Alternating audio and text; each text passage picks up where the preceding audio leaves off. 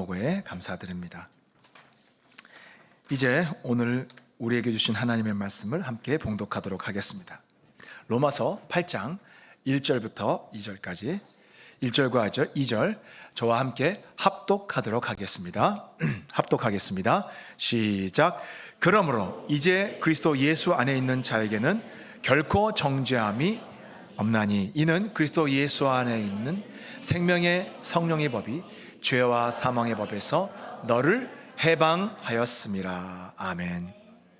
오늘 말씀은 생명의 성령이라는 제목으로 함께 은혜를 나누도록 하겠습니다. 지난주에 사도 바울이 7장 마지막에서 어떤 탄식을 했습니까? 오라 나는 공고한 사람이로다. 이 사망의 몸에서 누가 나를 건져내려. 그렇게 탄식을 했습니다. 사도 바울은 언제 이런 탄식을 했습니까? 믿기 전입니까? 믿은 후입니까? 예수님 믿은 후입니다. 구원받은 후입니다. 죄사함 받은 후입니다. 의롭다함 받은 후입니다. 그런데 왜 이런 일이 일어났습니까? 왜 그렇습니까?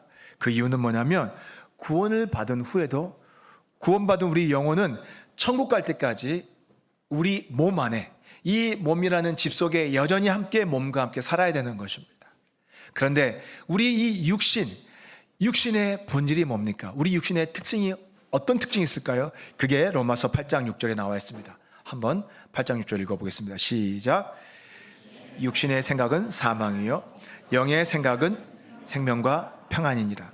육신의 생각은 하나님과 원수가 되나니 이는 하나님의 법에 굴복하지 아니할 뿐 아니라 할 수도 없습니다. 육신에 있는 자들은 하나님을 기쁘시게 할 수 없느니라.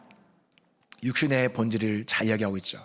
우리 육신의 본질은요, 하나님 싫어해요. 하나님의 법을 싫어해요. 따르지도 않아요. 이 육신은 우리가 은혜 받고 하나님께 나가려고 하면 더 이렇게 우리 발목을 잡고 우리를 자꾸 끌어당깁니다. 반대 방향으로요. 여러분 주일마다 또 어떻습니까? 늘 성령 충만합니까? 아니죠. 주일 전날에는 소요를 가지는 그래도 내일 예배구나 잘 준비해서 또 은혜 받아야지 하는 마음을 갖다가 또 다음날 아침 일어나면 어떻습니까? 아침 일어나면 특히 일부 예배 오신 분들은 갈등을 많이 하죠. 그냥 오늘 온라인으로 드릴까? 오늘은 그냥 저 필드 예배를 드릴까? 야외에서 그러더라고요. 필드 예배를 드린다고 뭐 골프장에서 골프 필드에서 그런 유혹들이 막 있어요. 거기다가 온갖 그 예배에 빠질 핑계거리가 마음에 생각나고 계속해서 교회 나오기 전까지 그렇게 교회 나오기 싫은 마음을 우리 마음에 자꾸 역사합니다. 또 주일 예배 때 지난주도 그렇지만 여러분들 막 그 예배 드리고 나가면 막 울고 막 말씀 붙잡고 기도하면서 또 하나님 앞에 막 다짐하고 나갑니다. 그래, 역시 말씀과 기도로 한 주간을 잘 살아야지 하면서 결심하는데 월요일 되면 또 어떻습니까? 책상에 바로 책꽂이에 눈앞에 성경책 두고도 이제 성경을 읽어야지 하려고 하면 또 갑자기 무슨 생각 납니까? 그래, 유튜브 잠깐 보고 뉴스 좀 보고 그러면서 좀 성경 읽어야겠다. 또 유튜브도 잠깐 보다 보면 또 금방 시간 후딱 가잖아요. 또 유튜브 끝나고 이제 성경 좀 봐야 되나 그런데 갑자기 또 어떤 생각이 듭니까? 또 갑자기 할 일 생각나. 아이고 내가 깜빡했다. 이것저것 할 일 생각하다 보면 그날 또 성경 못 봐요. 이렇게 하루 이틀 넘기다 보면 이 우리 육신은요 끊임없이 우리 마음 속에서 하나님 은혜로 가는 우리를 반대로 자꾸 끌려가고 끌어당기는 것이 우리 육신의 본질이에요. 특성이에요. 예수님을 믿기 전에는 이랬습니까? 아니에요. 예수님 믿기 전에는 우리 속사람과 우리 육신이 짝짝꿍이었죠. 하나였죠. 죄도 같이 짓고 같이 한 마음으로 한 뜻으로 즐겁게 죄 짓고 전혀 마음이 나누지 않았어요. 그런데 예수 믿고 난 다음에 우리 속사람이 변화된 다음에 속사람이 난 다음에는 우리 마음에 거룩한 욕망이 들죠. 성령에 의해서 거룩하게 살고 싶고 하나님 닮고 싶은 마음이 우리 속사람 안에 생겨요. 그러면서부터 이제 육신과 서로 싸우는 거죠. 갈등이 생깁니다. 치열하게 싸웁니다. 갈등이 시작됩니다. 지난주 말씀 중에 스파르타 왕이 트로이의 포로들을 어떻게 고문했는지 잠깐 설명을 드렸습니다. 사망한 시체와 포로들을 1대1로 마주보게 묶었다고 그랬어요. 얼굴과 얼굴을 마주보고 발끝까지 꽁꽁 묶습니다. 시간이 갈수록 시체가 썩습니다. 그 속에서 썩은 악취가 올라오고 그 진물이 막 시체에서 진물이 나옵니다. 함께 있는 그 살은 사람은 얼마나 괴롭겠습니까? 사망한 시체에서 끊임없이 악취와 진물이 나오는 것처럼 우리 구원받은 속사람은 거룩하게 살고 싶은데 우리 육신에서 온갖 더러운 생각과 죄악된 욕망이 끊임없이 우리 안에서 올라오는 거예요. 옛날에 몰랐지만 이것이 우리가 죄라는 걸 알잖아요. 그렇게 안 살고 싶은데 그것이 계속 우리 마음을 덮고 막 괴롭히는 거예요. 또 하나님께로 가고 싶지만 또 한편으로는 또 다시 그 세상의 그런 죄악, 옛날에 누렸던 죄의 자유를 마음껏 죄 짓는 그 마음이 또 마음에서 올라오는 거예요. 거기다가 조금 우리가 방심하면 그 죄의 힘이 어마어마하게 압도한 힘으로 우리를 막 자꾸 옛날로 끌어가고 싶죠. 이러면 안 되는데 한다면서 또 다시 죄를 짓게 되는 거잖아요. 사망한 시체와 함께 묶여있던 포로들의 고통처럼 바울은 죄악된 육신과의 갈등 속에서 이 사망의 몸에서 누가 나를 건져내랴 이렇게 탄식했던 것입니다. 누가 나를 이 사망의 몸에서 건져내랴 했던 그 질문에 대한 답이 이제 로마서 8장이에요. 로마서 8장은 그 탄식에 대한, 그 탄식하면서 물었던 그 질문에 대한 답을 제시하는 것이 로마서 8장 전체 내용인 것입니다. 자, 우리 다시 한번 1절, 2절 한번 읽어볼까요? 로마서 8장 어떻게 시작하는지 시작. 그러므로 이제 그리스도 예수 안에 있는 자는 결코 정죄함이 없나니 이는 그리스도 예수 안에 있는 생명의 성령의 법이 죄와 사망의 법에서 너를 해방하였습니다. 간단히 요약하면 그리스도 예수 안에 있는 사람들, 바로 저와 여러분 같은 사람들에게는 이제 더 이상 죄와 사망의 법이 작동하지 않고 뭐가 작동한다는 거예요? 생명의 성령의 법이 우리에게 작동해서 더 이상 그런 갈등과 고통으로부터 우리를 구원해 주신다는 거예요. 건져 주신다는 거예요. 자, 그런데 여기서 우리가 생명의 성령의 법이 무엇인가에 대해서 좀 생각을 해봐야 됩니다. 생명의 성령의 법은 우리가 이전에 배웠던 율법과 같이 특별히 하나님이 또 다른 법을 만드신 게 아니에요. 이 법이 아니에요. 특별한 다른 법이 아닙니다. 이거는 이렇게 해석하는 것이 제일 좋습니다. 생명의 성령의 원리라고 해석하는 것이 좋습니다. 어떤 법이 아니에요. 새로운 원리가 우리에게 작동한다는 거예요. 그리고 그 중에서도 가장 이 새로운 원리를 작동시키는 주체가 누구예요? 바로 성령의 바로 키워드예요. 성령의 핵심 키워드입니다. 로마서 8장 한 장에만 무려 성령 혹은 영이란 단어도 성령을 가리키는 거예요. 성령 혹은 영이란 단어를 사용해서 성령을 지칭하는 단어가 자그마치 19번이나 등장합니다. 성령이 19번이나 등장해요. 자, 이 성령이 이렇게 자주 등장하는 것이 정상인가? 그렇지 않습니다. 여러분, 로마서 1장부터 7장까지 성령이라는 단어가 몇 번 나오냐면 딱 한 번 나와요. 5장 5절에서 하나님의 성령으로 말미암아서 하나님의 사랑이 우리 마음에 부음바 됨이라. 이 5장 5절 딱 한 번 나와요. 1장부터 7장까지 딱 한 번 나오는데 로마서 8장 한 장에서 19번 나왔다는 것은 얼마나 이 로마서 8장이 성령을 중요시하는가. 다시 말해서 그래서 별명이 로마서 8장은 성령장이에요. 성령장. 성령이 결론이에요. 성령이 바로 해답이라는 거예요. 그만큼 우리 한 사람 한 사람 구원 역사에 깊이 관여하시는 분이 누구라는 거예요? 바로 성령님이라는 거예요. 여러분은 그동안에 앞에 1장부터 7장까지 구원하면 주로 누구와 관련 생각했습니까? 그렇죠. 예수 그리스도만 우리는 보러 생각했습니다. 주로 예수님에 대해서만 알아왔습니다. 그런데 사실 우리가 예수님을 믿는 데서부터 예수 믿고 그 다음에 의롭다함을 받고 난 다음에 뭐가 시작됩니까? 성화의 과정이 시작되죠. 그리고 성화의 과정을 거쳐서 우리가 영광에 이르기까지 그리고 천국에 들어가는 모든 전 과정을 누가 개입하시고 누가 인도하시냐면 바로 성령님이에요. 사실 여러분이 예수님을 마음으로 영접할 그 단계에서부터 이미 성령님이 여러분 마음에 역사하셔서 예수님을 마음에 받아들이게 하신 거예요. 그것도 사실 성령님이 하신 거예요. 그러니까 우리의 구원의 전 과정은 사실 성령님을 빼놓고는 아무것도 설명할 수 없어요. 예수님 믿는 것조차도 성령님을 빼놓고는 설명할 수 없는 거예요. 이렇게 성령님이 중요한 거예요. 로마서 8장 14절 한번 읽어볼까요? 시작. 무릇 하나님의 영으로 인도함을 받는 사람은 곧 하나님의 아들이라. 하나님의 아들은 어떤 사람들이에요? 성령으로 인도함을 받는 사람들이 하나님의 아들이에요. 다시 말해서 성령의 인도함을 받지 않는 사람은 뭐예요? 구원받지 못한 사람이에요. 그만큼 성령님은 우리 구원에 있어서 전부예요. 핵심이에요. 성령님은 우리 구원의 전 과정을 오늘 아까 로마서 8장 14절에 보면 성령님이 어떻게 하신다고 그랬어요? 인도하신다고 그랬죠. 영어로 말하면 가이드 하시는 거예요. 성령님이 우리를 가이드해 주시는 것입니다. 이 죄악된 땅에서 저 높은 천국에 이르기까지 성령님이 우리를 친히 가이드해 주시는 거예요. 여러분 철로역정이라는 그 책 아시죠? 영화로도 막 나왔잖아요. 거기에 주인공이 구원받고 나서 천성에 이르기까지 그 거치는 수많은 어려움과 또 유혹과 여러 가지 시험들을 어떻게가 통과하면서 어떻게 천성에 이르는가의 과정을 보여줍니다. 정말 그렇습니다. 우리 한 사람 한 사람의 천국에 이르기까지는 그런 모든 과정을 거쳐야 되는 것입니다. 그래서 찬송가에도 저 높은 곳을 향하여 날마다 나아갑니다 그랬잖아요.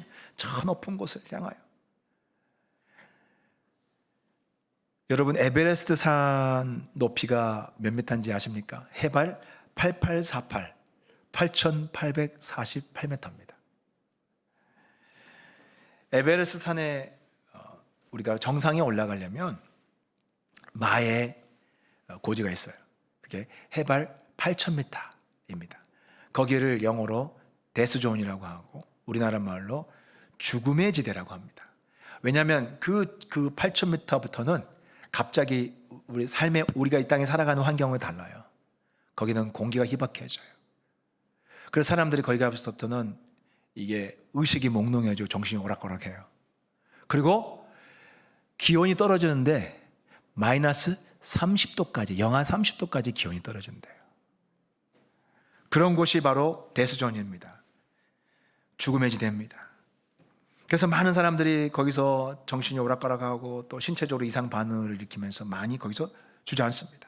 그래서 에베레스트 산을 올라가려면 절대로 혼자 올라가면 안 됩니다. 반드시 누구를 데려가야 되냐면 그 에베레스트 산이 있는 네팔 지역에 셰르파라고 하는 가이드, 이 셰르파라고 하는 가이드가 항상 동반을 해서 가이드의 안내를 받아야만 정상에 올라갈 수 있어요. 네팔 출신 셰르파 중에 이 카미리타라는 사람이 있는데 이 사람은 나이가 53세예요. 근데 이 사람이 에베레스트 정상에 자그마치 27번이나 올랐다면 27번. 우리는 보통 평생 한 번도 못 오르잖아요. 그런데 이 사람은 27번이나 올랐어요. 정말 이 셰르파들은 특별한 것 같아요. 그런데 최근에 한 뉴스 영상에서 에베레스트산에서 셰르파 한 사람이 자신의 키보다 더 큰 배낭을 이렇게 등에다 짊어지고 내려오는 장면을 뉴스 영상에서 본 적이 있습니다. 나중에 그 회색 배낭을 자세히 이제 확대해서 나중에 그 회색 배낭을 내려놓고 보니까 그 속에 사람이 하나 들어있는 거예요. 사람이 하나. 어떻게 된 거니 하니까 이 셰르파가 에베레스트산 정상에 이제 올라가는 도중에 8,000m 데스존에서 한 사람이 쓰러져 있는 것을 발견한 거예요. 이 사람은 말레이시아 사람인데 이 사람이 혼자서 자기가 그 죽음의 지대를 통과해서 정상에 올라갈 수 있다고 만만하게 봤던 거예요. 자신만만하게 올라가다가 거기서 아까 일어났던 그 이상 현상 때문에 이 사람이 정신을 잃고 거기에 쓰러진 거예요. 만약에 이 셰르파가 그 사람을 발견하지 않았다면 얼어 죽었을 거예요.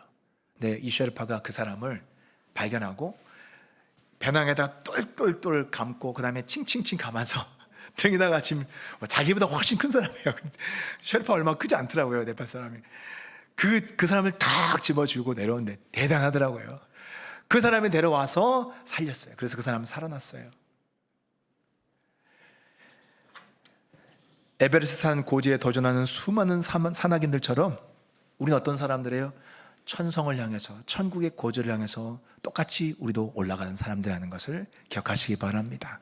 자, 그런데 에베레스트 산에서는 반드시 쉐르파가 함께 동행해야 합니다. 만만하게 혼자 갔다가는 저렇게 조난당하는 거예요. 얼어 죽을 수 있어요.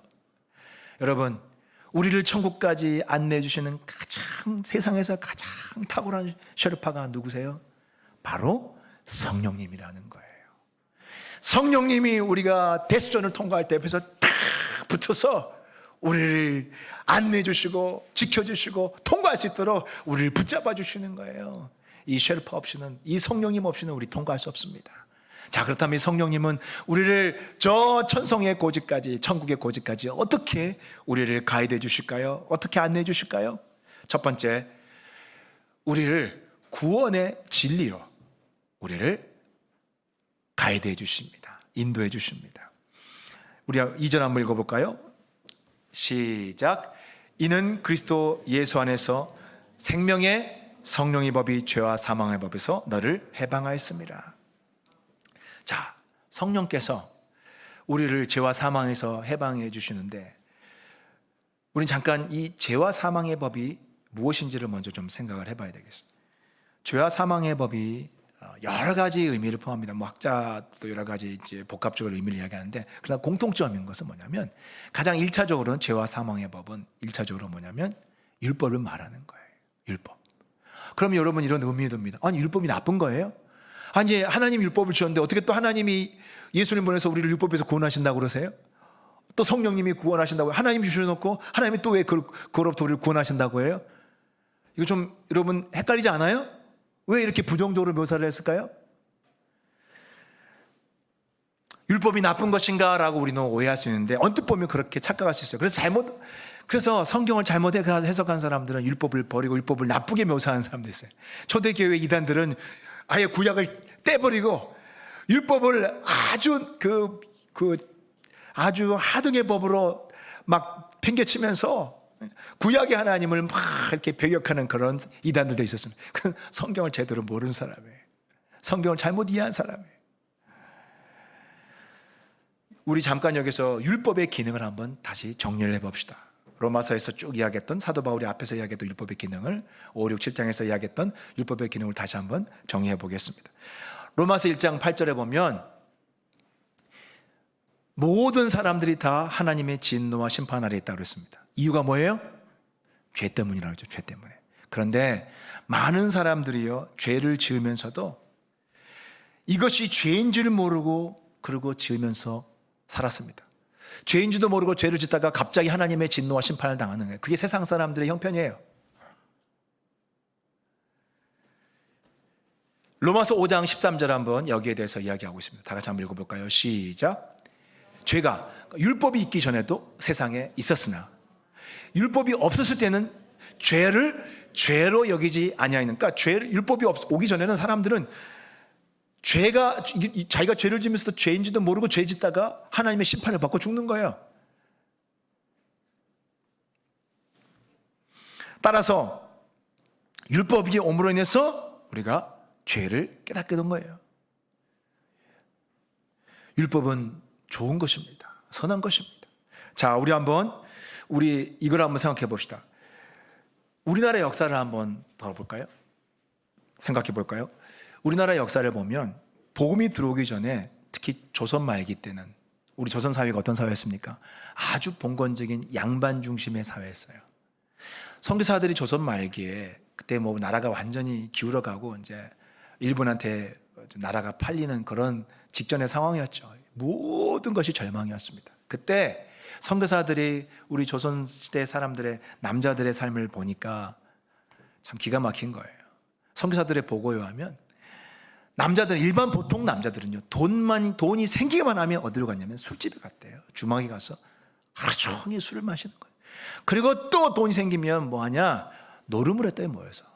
그러니까 그러니까 조선 남자들의 주 하는 일이 뭐냐면 술 먹고 노름하는 거예요. 거의가 알코올 중독자라는 거예요. 준 알코올 중독자.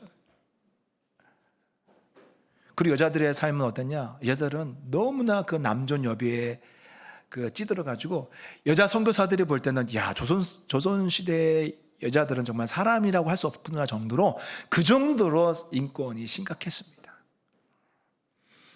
그리고 또 돈 좀 있는 남자들은 무슨 짓을 했냐?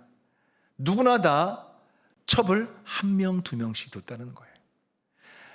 첩을 두는 것이 그것이 죄가 아니라 나쁜 것이 아니라 그 시대의 상식이었고 또 이 첩을 많이 두는 것은 그만큼 내가 능력이 있다라는 자부심이었다는 거예요. 남자의 능력이 자부심이었다는 거예요.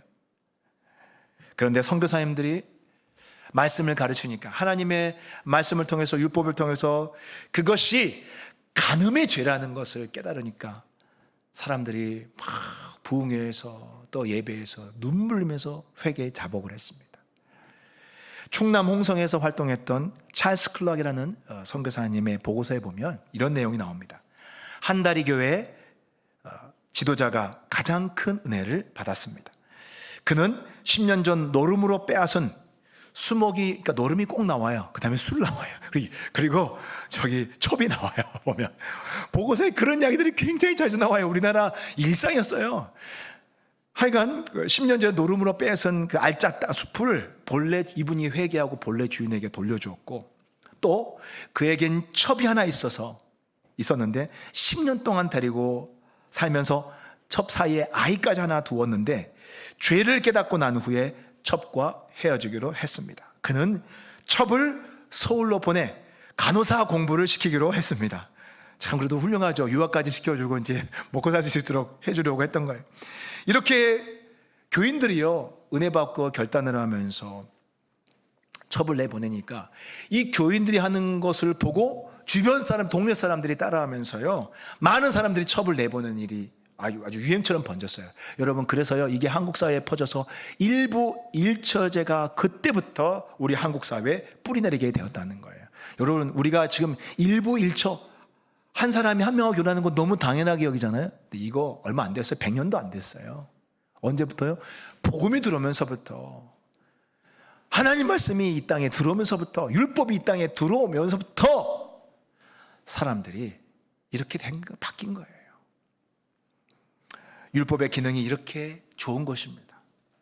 율법을 통해서 죄가 뭔 줄 알게 되었습니다. 그런데 문제는 이 좋은 율법이, 죄를 깨닫게 했던 율법이, 그래서 우리에게 새로운 삶을 살도록 우리를 이끌어주던 율법이 그 다음부터 어느 순간부터 갑자기 우리에게 사망의 법이 됩니다. 왜 사망이 되는지 한번 살펴볼까요? 한다리 교회 직분자가 도박도 끊고 첩도 내보내주고 그리고 첩을 간호사 공부도 시켜줬습니다. 얼마나 훌륭합니까? 많은 사람들이 칭찬했습니다. 이 사람도 보람 있잖아요. 기쁘잖아요. 그러니까 이 사람은 더 열심히 이제 하나님 말씀을 공부했습니다. 율법을 공부하고 십계명을 열심히 지키려고 했습니다. 십계명에 보니까 또 어떤 말씀이 있습니까? 이제 내 부모를 공경하라고 하잖아요. 그러니까 그래 이제 내가 정말 우리 부모님도 열심히 부모님에게 효도하고 공경해야겠다. 열심히 또 부모님 공경했습니다. 근데 여러분 공경하라는 말씀이 율법이 제한이 있어요, 없어요? 끝도 없어요. 어디까지요? 없어요. 그 율법에 또 참 무서움이에요. 끝이 없어요. 만족이 없어요. 계속 해야 되는데 열심히 부모님 공경하는데 보니까 특히 조선시대 그래도 효자들이 많잖아요. 유교 사회니까.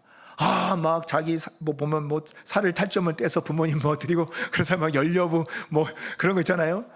비석도 있고 막 그러잖아요. 부모님을 정말 공경하는 효자들이 많으니까 그런 걸 보면서 불신자도 저렇게 부모님을 공경하는데 나도 더 부모님께 효도하고 공경해야 되는데 자꾸 비교하니까 뭐예요? 열심히 하다 보는데 나는 그 사람보다 못하는 것 같아. 내가 예수 믿는다고 사람들한테 칭찬 듣고 그러는데 이거 막상 십계명으로 부모님 공경하는 것도 저 사람 세상 사람보다 못하는 부분이 있구나. 그래서 자꾸 열심히 하다가 뭐가 들어요? 이제 죄책감이 드는 거예요. 자책감이 드는 거예요. 또 십계명의 10번째 계명이 뭐예요? 내 이웃의 소유를 탐하지 마라. 탐심을 갖지 말라는. 여러분 십계명 우리가 율법을 생각할 때 주로 행위와 관련된 것으로만 생각하는데 착각입니다. 그렇지 않습니다. 십계명에도 우리의 마음의 영역부터 우리 마음의 단계에서부터 죄로 지적하는 말씀이 있어요. 그래서 10번째 계명은 뭐예요? 이웃의 것에 대해서 욕심을 품기만 해도 죄가 된다는 거예요. 전에는 훔치지만 않으면 괜찮았는데 이제는 남의 것 보고 욕심이 생기는 것조차도 그거 죄가 된다는 거예요. 이제 이러니까 좀 달라지죠. 이제 점점점 이 마음이 양심에 이제 자꾸 내 양심에 걸리는 것들이 많아지죠. 거기다가 예수님 뭐라고 하십니까? 음욕에 대해서도, 간음에 대해서도. 마음으로 음욕을 푸는 자마다 이미 간음을 범한 거라고 그랬어요. 이 한다리 교회 직분자는요, 자기 첩을 내보냈어요. 첩을 내보내서 정말 결단을 하고 잘했죠. 근데 그게 끝이 아니었어요. 뭐가 또 죄예요? 마음으로 음란한 생각을 품는 것 자체만으로도 이미 죄예요. 자기는 첩을 내보냈지만 그게 끝이 아니라 또다시 생각과 마음으로 이미 간음을 하고 있는 거예요. 자기는 끊었다고 생각했는데, 이렇게 성경을 읽고 성경을 알아가면 알아갈수록 점점 뭐가 드러나는 거예요? 내가 죄라고 생각지 않았던 내 안에 있는 습성들, 내가 행했던 것들이 점점 하나둘씩 더 죄가 늘어나고 내가 그 죄 속에 살고 있다는 것이 더 많이 고발되는 거예요. 마치 양파를 까면 깔수록 계속 그 안에 양파가 계속 나오잖아요. 끊임없이 양파 나오는 것처럼 까도 죄를 이제 이거 죄고 나고 안 해야겠다고 보면 또 성경 보면 또 죄가 나와요. 내 안에 또 죄가 있어요. 참 아이러니한 게 있어요. 이 한다리 교회 직분자가 그렇게 동네 사람들이 볼 때는 완전히 딴 사람이 됐죠. 진짜 막 노름빛 다 돌려주고 자기가 받은 것도 다 돌려주고 첩도 내보내고 얼마나 훌륭한 사람입니까? 사람들 때는 지나가면 박수를 칩니다. 그런데 이 사람은 얼굴에 하나도 기쁨이 없어요. 사람들이 볼 때는, 사람들은 겉보기는 그렇죠. 그러나 이 사람은 지금 사람들이 문제가 아니라 말씀을 보며 하나님께 더 거룩하게 살려고 몸부림칠수록 이 사람은 지금 만신창이가 되어 있어요. 뭐요? 온 마음속에 내 죄가 드러나면서 고발을 당한 거예요. 나는 그래도 이제 첩을 내보내고 그래도 좀 깨끗한 삶을 산다. 이미 성경에 이미 보니까 마음으로 음욕을 품면서 나는 이미 간음자예요. 음란한 자예요. 성경에 정죄를 받았어요. 율법에. 이미 남의 거 이웃 거 보면서 갖고 싶다. 이미 탐욕을 품어서 탐심을 가져서 이미 도둑놈이에요. 도둑놈. 도둑질한 자예요. 그러니까 매번 성경을 보면서 이렇게 마음에 보면서 너는 십계명을 어긴 범죄자야. 나는 도둑놈이야. 나는 음란한 놈이야. 그러니까 이런 마음이 막 들 때마다 여러분 또 역사하는 존재가 있죠. 여러분 율법이 우리의 마음에 정죄할 때, 우리가 율법을 통해서 정죄를 받을 때, 내가 죄인이구나 깨달을 때, 그때 그 틈을 놓치지 않고 들어오는 존재가 있어요. 누굴까요? 마귀입니다. 마귀는 그를 고발하는 거예요. 그래, 맞아. 아까 이 사람이 하나님 앞에서 나는 정말 이런 비참한 사람, 나는 진짜 사람들은 칭찬하는데 사실 사람들은 날 몰라. 나는 하나님 앞에 서니까 나는 정말 가망이 없는 놈이야. 어떻게 하는 짓마다 이렇게 죄가 많고 완전 이중인격자처럼 겉은 아닌 것처럼 꾸미는 사실은 내 마음속에는 하나님 보실 때 나 같은 사람 좋아하실까? 하나님 볼 때 내가 볼 때 너무 추한데 냄새 나는데 하나님 보실 때는 나를 절대 안 좋아하실 거야. 그런 마음을 가질 때 아까 있잖아요. 탐심을 품었으니까 이미 도둑질한 것이고 마음으로 감형을 하니까 이미 간음자예요. 그럼 마귀가 그걸 가지고 계속 고발하는 거예요. 넌 도둑놈이야. 너는 이미 간음자야. 너는 십계명을 범한 자야. 네가 무슨 예배를 나가? 창피하잖아. 네가 왜 예배를 나가? 가지 마. 넌 자격도 없는 놈이야. 이게요 1인칭으로 계속 내 마음에 이 마귀가 들어와가지고 헷갈리게 해서 막 들어오는 거예요. 그러니까 알 수 없이 막 어두워지고 마음이 천근만근 무거워지는 거예요. 이거에 대해서 고린도전서 15장 55절에 나와 있어요. 55절 50절 읽어보겠습니다. 시작. 사망아 너의 승리가 어디 있느냐? 사망아 내가 쏘는 것이 마귀를 말하는 거예요. 사망 권세 잡은 마귀. 너의 승리가 어디 있느냐? 내가 쏘는 것이 어디 있느냐? 그 다음에 마귀가 쏘는 것은 뭐예요? 죄요. 죄의 권능은 그렇죠. 율법이 있으니까 이렇게 이 짓을 할 수 있는 거예요. 마귀가 율법을 통해서. 율법은 선한데 율법을 통해서 우리가 죄를 깨닫는 순간 그 순간 놓치지 않고 화살을 쏴가지고 우리를 쓰러뜨리는 거예요. 정죄를 받고 죄책감에 하나님 앞에 못 나가게 만들고. 이게 마귀가 하는 짓인 거예요. 여러분, 마귀에게 정죄를 받아본 적 있습니까? 저는 받아본 적이 있습니다. 정말 죽을 것 같이 두렵습니다. 천금과 만금 마음이 무거워지고, 하나님이 나를 꼭 버린 것 같고, 그리고 하늘문이 나를 향해서 꽝 하고 창문을 닫아버린 것 같아요. 근데 정말 마음이 난감합니다. 어두워집니다. 율법을 통해서 신앙 양심에 조금만 죄책감이 들어와도 마귀는 그 틈을 타고 우리를 고발하고 고소합니다. 하나님 앞에서 끊임없이 정죄하고 고발합니다.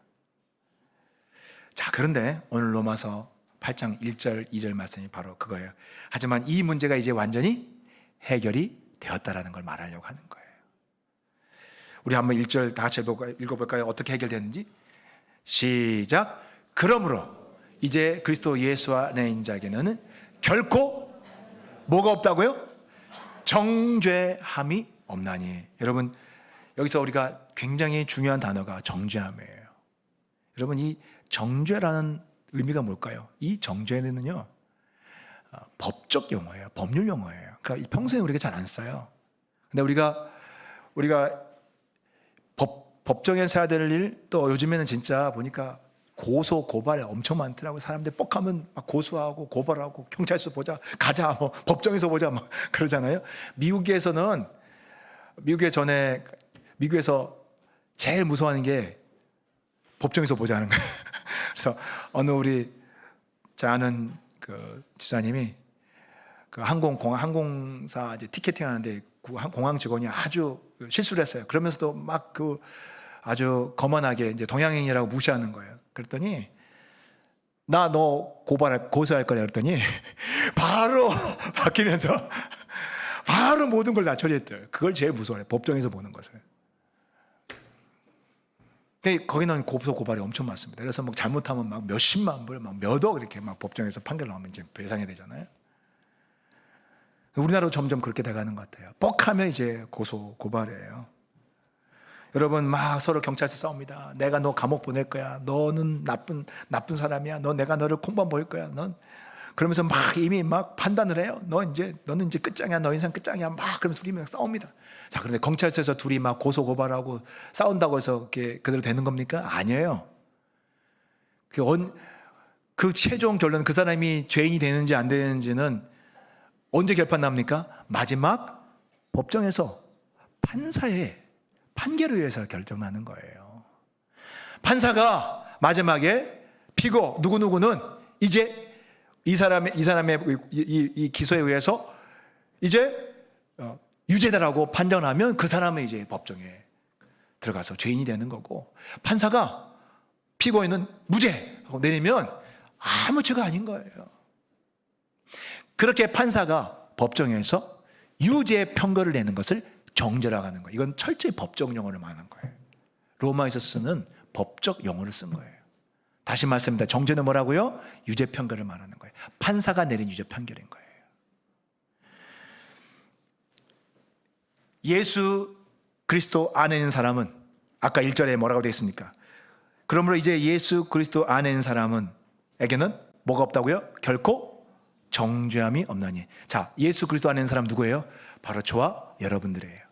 저와 여러분들은 이제 하늘 법정에 섰을 때에, 하나님 법정에 섰을 때에 마귀가 우리를 엄청난 제목으로 고발해. 나쁘고 못됐고 막 도둑질하고 이런 마음으로 이미 살인자고 막 그 못된 사람이고 또 간음자고 엄청난 제목으로 우리를 하나님 앞에서 막 고발해요. 그런데 그거 법정에서 재판도 이루어지지 않아요. 왠 줄 아세요? 왜 재판도 이루어지지 않을까요? 정식 재판 회부되지도 않아요. 왜 그럴까요? 이미 우리의 모든 이 마귀가 고발하는 고소건에 대해서는 이미 예수님이 십자가에서 우리의 모든 대가를, 죄의 대가를 다 뭐 하셨어요? 지불하셨기 때문이에요. 그래서 더 이상 예수 그리스도 안에 있는 자에게는 어떤 마귀의 고소에 의해서, 고발에 의해서도, 또 율법의 어떤 정죄에 의해서도, 율법의 어떤 저주에 대해서도 이미 예수님이 죄값을 법적으로 다 치르셨기 때문에 우리는 법정에 서지도 않고 거기서 성립도 안 되고 판사가 기각이에요. 왜? 이미 다 치렀음이에요. 죄값을 다 치렀음. 그래서 더 이상 정죄함이 없다는 거예요. 이해가 되십니까? 우리에겐 더 이상 정죄함이 없습니다. 이 진리를 깨달으시기 바랍니다. 이게 바로 복음의 진리인 것입니다. 성령님은 이 진리로 우리를 지켜주십니다. 마귀가 죄와 사망의 법, 율법으로 우리를 정죄할 때, 또 우리가 성경 보다가 보면 다 우리의 연약함이 드러나잖아요. 우리의 죄가 막 드러나잖아요. 말씀 보면 참 우리의 연약한 모습, 우리의 죄악된 모습들이 우리의 숨겨진 낙이 드러나요. 그럼 빨리 회개하면 됩니다. 그런데 어떤 사람들은 잠깐 그걸 보면서 죄책감을 느끼고, 또 거기에 대해서 이렇게 죄책감을 느끼고 정죄를 느끼는 사람들이 있어요. 거기다 그 순간에 마귀가 들어와가지고 그걸 가지고 막 우리를 고발해요. 그런데 그럴 때 성령님이 어떻게 우리를 지켜주십니까? 이 복음의 진리를 가지고 우리에게 믿음을 주시고, 또 우리에게 확신을 주시고, 우리에게 감동을 주시고, 깨달음을 주셔서 우리로 하여금 우리 마귀의 정죄에 휘둘리지 않도록 우리를 보여주시는 거예요. 그래서 예수님께서 성령님이 우리에게 우리 안에 오셔서 무슨 일을 하시는지를 미리 한번 말씀해 주신 적이 있어요. 그게 요한복음 16장 13절 한번 읽어보겠습니다. 다 같이 한번 읽어보겠습니다. 시작. 그러나 진리의 성령이 오시면 그가 너희를 모든 진리의 가운데로 인도하시리니 그랬어요. 마귀가 우리를 율법으로, 또 율법의 정죄가 우리를 확 고발할 때에, 그때 성령님이 여러분 마음속에 깨닫게 하시는 거예요. 정신 차려. 예수님이 너의 모든 죄를 십자가에서 다 짊어졌어. 누구든지 그리스도 예수 하는 자에게는 이제 결코 정죄함이 없는 거야. 이 복음의 진리를 성령님이 생각나게 하시고 깨닫게 하시는 거예요. 여러분, 우리도 사실 우리 사역자도 그렇고, 또 우리 순자님도 그렇고, 사역하다 보면 참 연약함이 많고 우리 자신의 나약한 모습을 많이 봅니다. 부족한 모습, 때로는 실수하고, 또 죄악된 모습도 보입니다. 막 화가 나기도 하고, 또 정죄하는, 남에 대한 판단한 마음 들고, 또 그래서 그것 때문에 막 괴로워하고 막 그런 마음이 듭니다. 그때 마귀가 와가지고 어떻게, 너는 자격이 없어, 너 무슨 사역자야, 네가 무슨 순장이야, 막 고발합니다. 그때요 어떻게 일어나셨습니까? 마귀가 우리를 넘어뜨려 쓰러뜨리고 잠시 낙심할 때요, 그때 아까 히말라야 에베레스트산에 올라갈 때에 누가 옆에 있다 그랬어요? 셰르파가 있다 그랬잖아요. 성령님이 셰르파로 옆에 탁 다가오십니다. 등산하다가 막 정신이 희미해지고 그 데스존에 가서 막 이렇게 막 혼란을 쓰고 막 정죄를 받아서 할 때, 그때 셰르파가 보니까 탁 등을 때리면서 정신 차려! 정신 차려! 여기서 정신 잃으면 당신 큰일 나는 거야! 막 흔들어 깨워주는 거예요. 성령님이 무슨 역할을 해요? 바로 이 진리의 말씀을 가지고 정신 차려! 또 성령님이 목회자의 설교를 통해서 이렇게 주일 예배 통해서 십자가의 복음을 다시 여러분들에게 선포할 때 확 들어와서 성령이 맞아, 바로 이거야, 너가 지금 이 상태에 있는 게 이거야, 정신 차려. 여러분, 다시 예수님의 십자가의 복음을 붙들고 예수님의 피로 내가 깨끗게 되고 내가 의롭게 되었고, 예수님이 나의 모든 죄를 짊어지신 것을, 내가 여전히 하나님의 사랑받는 자녀고 하나님이 나를 사랑하시는 것, 그 하나님의 사랑이 다시 내 마음에 부어져서 그 마귀의 모든 정죄로부터 벌떡 일어나게 되는 거예요. 그래서 마귀의 정죄와 고발이 무력화되는 거예요. 성령님이 이렇게 셰르파가 되셔서 진리로 가지고 여러분을 흔들어 깨우셔서 생각나게 하시고, 그래서 예수님도 말씀하셔서 성령님 그가 내가 너에게 가르친 모든 말씀이 생각나게 하리라 그랬죠. 생각나게 하시고 깨달아지고 알아지는 거예요. 우리 안에 계신 성령님이 셰르파가 되셔서 그렇게 우리를 흔들어 깨워주시고 지켜주시는 것을, 진리로 인도해 주시는 것을 믿으시기 바랍니다. 두 번째, 성령님이 우리를 구원의 천성의 구원까지 우리를 인도하시는 두 번째 방법은 뭐냐면, 우리를 위해 기도해 주시는 것입니다. 기도로 인도해 주시는 것입니다. 우리 로마서 8장 26절 한번 볼까요? 26절 다 같이 한번 읽어보겠습니다. 시작. 이와 같이 성령도 우리의 연약함을 도우시나니 우리는 마땅히 기도할 바를 알지 못하나 오직 성령이 말할 수 없는 탄식으로 우리를 위하여 친히 간구하시느니라. 8,000m 데스존에 진입할 때에, 아까 쓰러진 등반자를 통째로 한 셰르파가 등에 메고 내려온 그 일화를 말씀을 드렸습니다. 우리도 갑자기 정말 우리 인생도 갑자기 죽음의 지대를 통과할 때가 있습니다. 갑자기 인생의 고비를 통과할 때가 있어요. 그럴 때 우리는요, 기력이 다 빠지고 아무리 건강했던 사람도 정말 무기력할 때가 있어요. 재작년에 코로나 때에 우리 교회 어느 집사님은 정말 한 집사님이 생사를 넘나드는 고비를 여러 번 넘겼습니다. 정말 중병을 치르셨어요.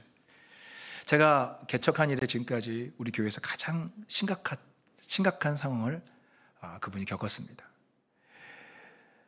생존율 30%도 안 되는 상황에서 심장, 신장, 췌장, 혈액 모든 부분에서 문제가 일어났고, 그리고 이거 하나 잡으면 그 다음에 또 갑자기 위급 상황이 발생하고 막 또 응급실에 들어가서 응급조치하고,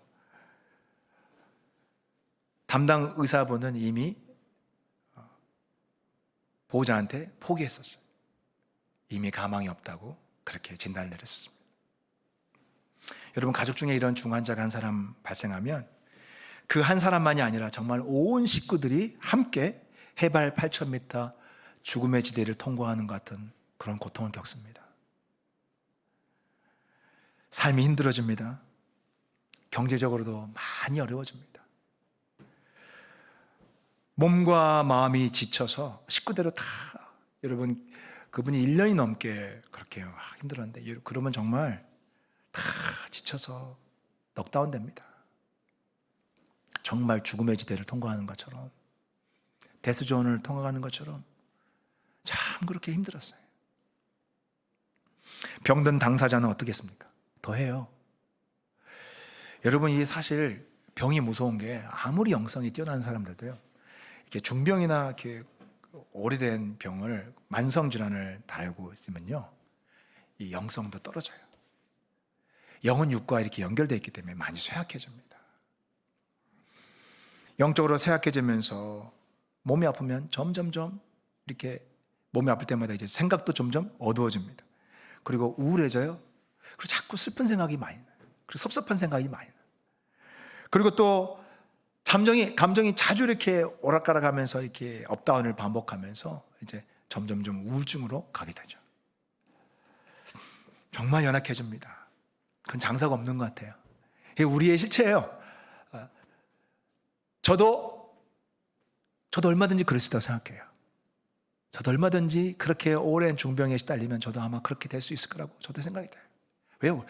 강하지 않아요. 다 우리 똑같은 육체를 가지고 있어요. 연약해요. 연약한 사람들이에요. 이와 같은 죽음의 지대에서 성령님은 우리의 셰르파가 되어주셔서 우리의 연약함을 도와주십니다. 우리 다시 한번 로마서 8장 26절 한번 읽어볼까요? 이와 같이 성령도 우리의 무엇을요? 그렇죠. 우리가 죽음의 지대를 통과할 때 정말 쇠약해지고 연약해집니다. 연약해짐의 종류가 참 다양해요. 의지도 그렇고 몸도 그렇고 경제적으로도 그렇고 정말 수많은 연약함이 있어요.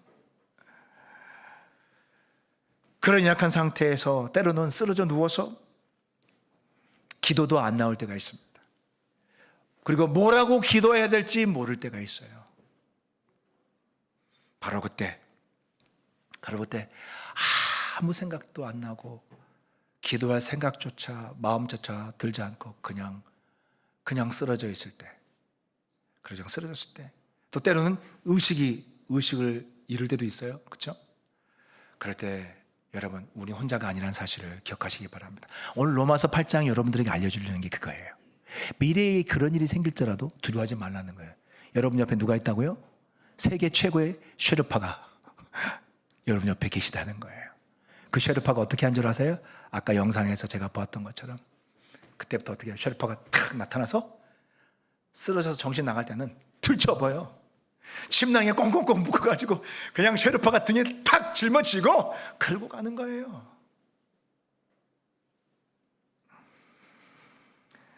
어떻게 해요? 성령님이 그 방법이 오늘 나오셨어요. 오늘 성경 말씀이 기록되어 있어요. 우리를 도우는데 어떻게 도우십니까? 성령님이 우리를 대신해서 우리를 위해서 말할 수 없는 탄식으로 직접 우리가 기도하지 못할 때 우리를 위해서 친히 간구해 주시니라 그랬어요. 여러분, 성령님의 중보기도는 우리 사람의 중보기도도 강력하다고 하는데 성령님의 중보기도는 엄청나게 강력합니다. 그래서 성령님이 중보기도 하시면 기적이 일어납니다. 우리가 전혀 생각지 못했던 기적들이 막 나타납니다. 그래서 그런지 그 집사님에게서 놀라운 기적들을 보게 되었습니다. 많은 집사님들이 정말 한 마음으로 중보를 했습니다. 그리고 또 어떤 집사님은요, 면회가 안 되니까, 코로나 때문에 면회가 안 되잖아요. 그러니까 막 가서 기도해 주고 싶은데 면회가 안 되니까 그분이요, 혼자서 버스 타고 가가지고 그 병원 주위를 혼자서 걸으면서 뺑뺑뺑 돌면서 기도했대요. 야, 정말 그때 추운 날이었는데 어떻게 그런 마음이 들었는지 물었더니 이렇게 이야기하더라고요. 기도하는데 성령님이 자기에게 그렇게 시키는 것 같았대요.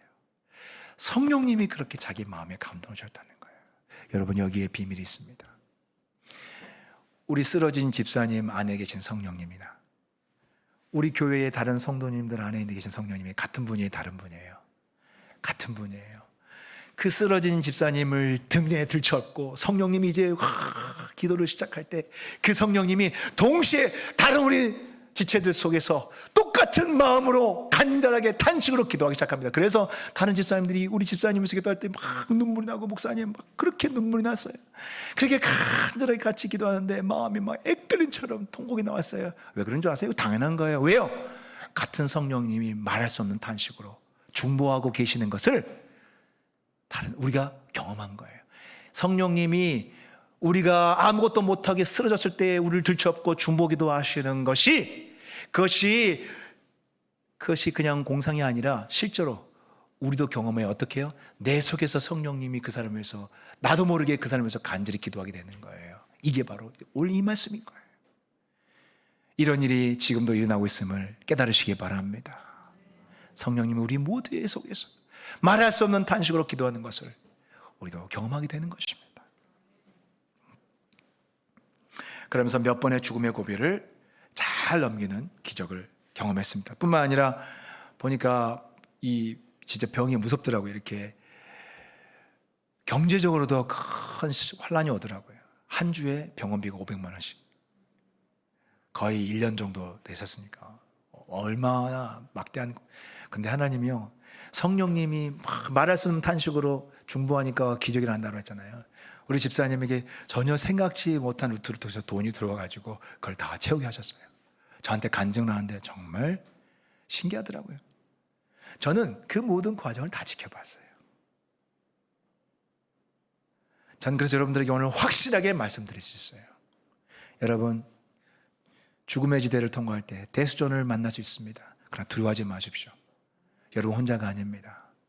여러분이 심지어 아무런 기도도 할 수 없을 때조차, 여러분이 의식이 이를 때조차 성령님이 여러분을 들쳐업고 그때부터 여러분을 위해서 기도하시고 여러분을 들쳐업고 천국 문까지 성령님이 여러분을 들쳐업고 인도하신다는 사실을 믿으시기 바랍니다. 이제 말씀을 마무리하겠습니다. 우리는 참으로 오늘 시작할 때 로마서 7장 말씀이 뭐였습니까? 오라 나는 공고한 자로다. 누가 이 사망의 몸에서 나를 건져내리오? 바울이 탄식했지만 거기에 대한 답은 뭡니까? 이제는 걱정할 필요가 없다는 거예요. 누가 우리 안에 계십니까? 성령님이 우리 안에 계십니다. 그래서 우리는 정말 끊임없이 죄의 욕망이 우리 영혼이 거듭나서 이 육신의 집 속에서 살면서 얼마나 많은 어려움을 당합니까? 나도 모르게 죄에 빠져 살기도 하고 넘어지기도 하고 하나님의 뜻을 알면서도 이렇게 그대로 못 산 나 자신을 보면서 막 한탄을 해요. 그런데 여러분, 절망하지 마십시오. 성령님이 여러분과 함께 하셔서 여러분을 다시 일으켜 주시고, 또 여러분들이 또 그런 마귀의 정죄와 또 고소를 당하면서 막 할 때 성령님이 진리의 말씀으로 여러분을 붙들어 주시고 승리케 하시고, 또 여러분 인생에서 죽음의 지대를 만날 때에 가장 연약했을 때에, 가장 무기력했을 때에 성령님께서 여러분을 들쳐업으시고 말할 수 없는 탄식으로 여러분을 위해서 중보하시며 여러분을 이끌어 주시고 마지막까지 결국에는 천국으로 무사히 여러분을 책임지시고 인도하신다는 것을 오늘 우리에게 가르쳐 주신 것입니다. 로마서 8장을 우리에게 주신 이유는 뭐예요? 두려워하지 말라는 거예요. 여러분의 구원은 성령님이 보장하신다는 것입니다. 여러분이 무사히 천성의 문에까지 도달하도록 최고의 셰르파가 되셔서 성령님이 여러분을 인도해 주시는 것을 믿으시길 바랍니다. 혹시 여러분 어떤 연약함 가운데 있습니까? 데스존을 통과하고 있는 분 있습니까? 정말 나는 아무것도 할 수 없는 무능한 자요, 자꾸 나의 무력함을 발견하고 좌절한 분이 있습니까? 오늘 주님이 약속하십니다. 성령님이 셰르파가 되셔서 여러분이 못 걸으면 등이 없고라도 천국으로, 또 하나님이 지정하신 사명지까지 여러분을 인도해 주실 것입니다. 구원의 모든 시작은 나에게 있지 않습니다. 시작부터 마지막까지 누구에게 있습니까? 성령님이 저와 여러분의 구원을 책임지시는 것입니다. 이것을 믿고 날마다 나를 보지 말고, 나의 연약함과 나의 무능함을 보지 말고 성령님을 의지하며 살아가는 여러분 되시기를 주 여러분으로 축복합니다. 기도하시겠습니다. 우리 시간에 기도할 때에 하나님 아버지, 오늘 말씀을 통해서 내가 혼자가 아님을 깨닫게 되었습니다. 이 사망의 몸에서 수많은 어려움을 당하지만 우리 성령님이, 내가 낙심할 필요가 없는 것은 성령님이 반드시 나를 일으켜 주시고 또 그 육신의 모든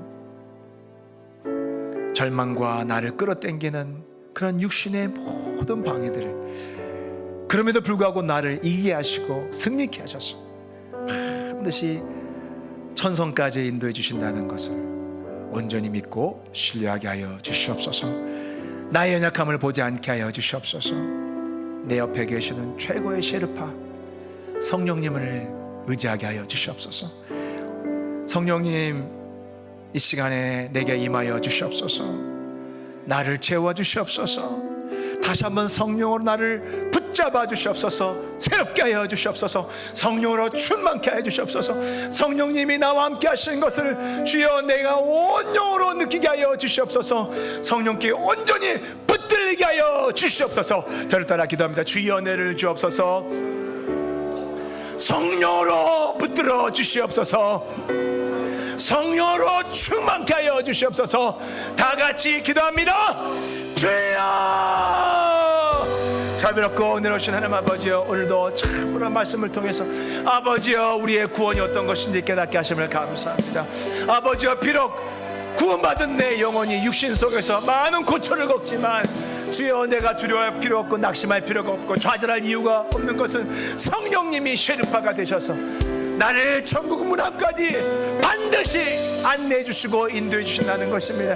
하나님 아버지여, 우리 성도님들 한 사람 한 사람 참으로 나를 모든 진리 가운데 인도해 주시고, 내가 참으로 흔들 때 성령께서 내게 찾아오셔서 진리로 흔들어 깨워주시옵시고 깨우쳐 주셔서 주여, 주의 복음으로 나를 다시 세워주시고 일으켜주신다는 사실을 아버지여 믿고 바라고 주여 신뢰하게 하여 주시옵소서. 또한 내가 기도할 수 없는 절망스러운 인생에 참으로 죽음의 지대를 통과할 때에 그때조차도 성령님께서 나를 지키시고 나를 보호하시고 나와 함께 하시고, 때로는 나를 위해서 내가 기도를 못할지라도 심히 기도하시는 것을 아버지 하나님 참으로 우리 모든 성도들 깨닫게 도와주시옵소서. 아버지여, 성령님 온전히 의지하게 도와주시옵소서. 아버지여 도와주시옵소서. 아버지 하나님 도와주시옵소서. 아버지 하나님 도와주시옵소서. 아버지 하나님 도와주시옵소서. 아버지여 도와주시옵소서. 아버지여 도와주시옵소서. 아버지여 도와주시옵소서. 아버지여 도와주시옵소서. 아버지여 도와주시옵소서. 아버지 하나님 도와주시옵소서. 아버지 하나님, 주의 성령께서 참으로 내려와주시옵소서. 아버지여 도와주시옵소서. 아버지여 붙들게 도와주시옵소서. 아버지여 붙들게 도와주시옵소서. 아버지여 도와주시옵소서. 아버지여 도와주시옵소서. 아버지여 도와주시옵소서. 아버지여 도와주시옵소서. 아버지여 도와주시옵소서. 아버지 하나님 도와주시옵소서. 아버지 도와주시옵소서. 아버지여 불쌍히 주시옵소서. 아버지 하나님 불쌍히 여겨 주시옵소서. 아버지여 불쌍히 주시옵소서. 아버지 하나님 도와주시옵소서. 아버지 하나님은 정도하여 주시옵소서. 아버지는 정도하여 주시옵소서. 아버지 하나님 은혜 베풀어 주시옵소서. 오 성령님 바람같이 불같이 생수같이 오 주여 성령님께서 우리 성도들의 마음 가운데 성령님 이 시간에 충만히 임하여 주시옵소서. 오 성령 하나님 충만히 임하여 주시옵소서. 아버지 하나님 불쌍히 주시옵소서. 아버지여 불쌍히 주옵소서. 아버지 하나님 불쌍히 주옵소서. 아버지여 불쌍히 주옵소서. 아버지 하나님 불쌍히 주옵소서. 아버지여 불쌍히 주옵소서. 아버지 하나님 불쌍히 주옵소서. 아버지여 불쌍히 주옵소서. 오 성령님 바람같이 불같이 생수같이 우리 모든 성도들을 주의 성령께서 내려주시옵소서. 아버지 이 시간 성령으로 충만케 하여 주시옵소서. 성령님 우리의 마음에 이 시간에 충만히 임하여 주시옵소서. 주여 충만히 임하여 주시옵소서. 아버지 우리의 심령을 성령으로 새롭게 하여 주시옵소서. 오 주여 성령께서 주님 오늘 이 시간 우리 성도들 위해 충만히 임하여 주시옵소서. 만져주시옵소서. 아버지 주의 성령께서 아버지 채워주시옵소서. 채워주시옵소서. 아버지여 채워주시옵소서.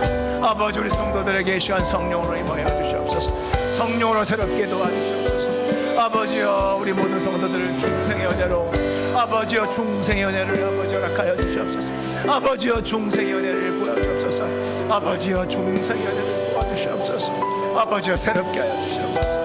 아버지 은혜 베풀어 주시옵소서. 아버지 은혜 베풀어 주시옵소서. 아버지 은혜 베풀어 주옵소서. 아버지 은혜 베풀어 주옵소서. 아버지 은혜 베풀어 주옵소서. 아버지 은혜 베풀어 주옵소서. 아버지 은혜 베풀어 주옵소서. 아버지 은혜 베풀어 주옵소서. 아버지 은혜 베풀어 주옵소서. 우리 찬양합니다. 마음이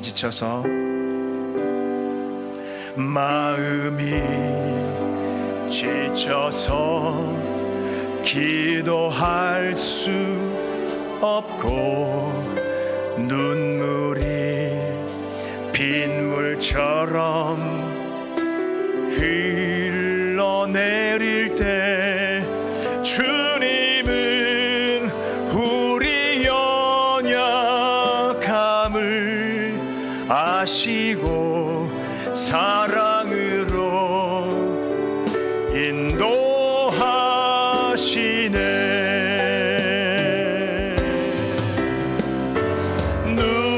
누군가 널 위하여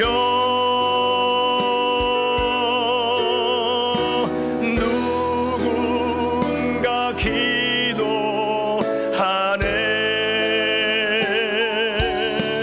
내가 홀로 외로워서 마음이 무너질 때 누군가 널 위해 기도하네. 우리의 마음이 지쳐 있을 때에 갈보리 십자가를 기억합니다. 주님은 우리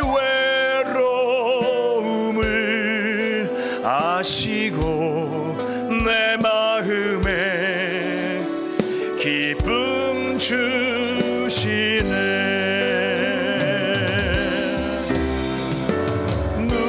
누군가 널 위하여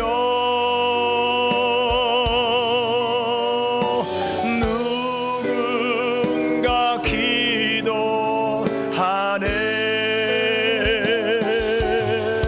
내가 홀로 외로워서 마음이 무너질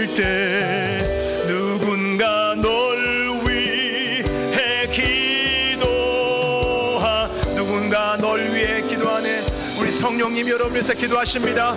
누군가 널 위하여